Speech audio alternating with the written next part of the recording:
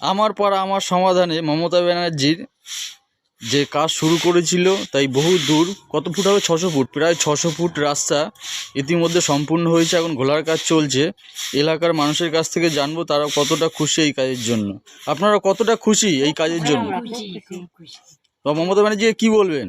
মমতা ব্যানার্জি জিন্দাবাদ, সারা বছর থাকুক, আমাদের গরিবের খুব উপকার করে এবং আমি অনেক উপকার পেয়েছি দিদির দ্বারায়। আমার মেয়ের বিয়েতেও আমি উপকার পেয়েছি। আমরা সবাই খুশি, সবাই খুব খুশি।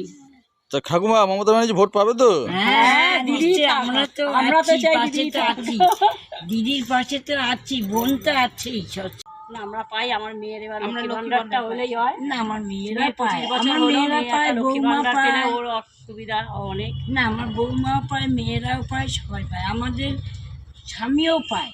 ওর ওই গলার জন্য এখান থেকে দেখেছেন, চিনতে পারবেন ওর বাবাকে।